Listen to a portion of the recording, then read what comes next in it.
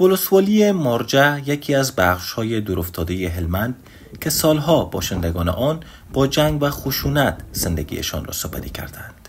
کمال‌الدین، یکی از بزرگان قومی در این ولسوالی، میگوید که با روی کار آمدن طالبان میزان کمک‌های بشردوستانه در ولسوالی مارجه به گونه چشمگیر کاهش یافته است. به گفته او، این کاهش کمک‌ها اثر مستقیم بر زندگی مردم گذاشته و سبب شده است که بسیاری از خانواده‌ها حتی از تامین نیازهای نخستین خود باز بمانند. موږ سره کومکونه په جلال کې د زاړه دولت په وخت کې تر دغه پورې انجنیرانو ډېر کومک کاوه. اوس چې دی چې امارت اسلامي راغلی دی، هغه رقم کومکونه لکه هغه وخت چې و اوس نشته ورولل. موږ ته هغه رقم کومکونه نه دي راکړي. اوس په سلو کورو کې که کومک راسي 15 کورو ته هم نشي ورکولی، په سلو کې 15 ته نه دی ورکړی.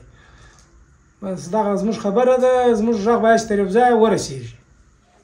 باشندگان این ولسوالی همچنان از نبود کار شکایت می‌کنند و میگویند زندگیشان به سختی سپری می‌شود. سردار ولی یکی از هزاران باشنده این ولسوالی است که پس از قطع کمک‌های خارجی زندگیش بیشتر با چالش‌ها روبرو شده است.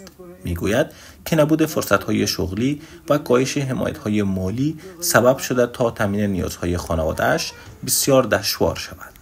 یو من اولم ولاکت با منصبی در بدر از ان خپل شال سلی د کور نه سمتله څلور 15 شپږ اولاد مون په غاړه کې لیدلی کوچنی مې حیران کړي دغه د کوم شي کني خدای نه کېږي نو دغه ولاکت لرو په داګر کور کې چې و دغه یو من اولو پیدا کو دلته موږ په یو سکورو بشو یو سکور دلته په یو سرای اثر بشو اوقات خو ژوند خو نست سهار پروته ماښام ولاړ سره نه کار نه غریبي نه ژوند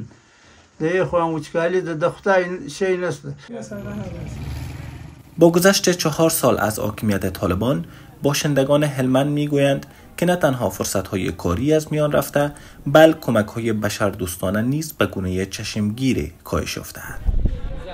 در حالی که خانواده‌های زیادی چشم به راه یاری‌اند، صدای آنان همچنان در میان فقر و بی‌سرنوشتی خاموش مانده است.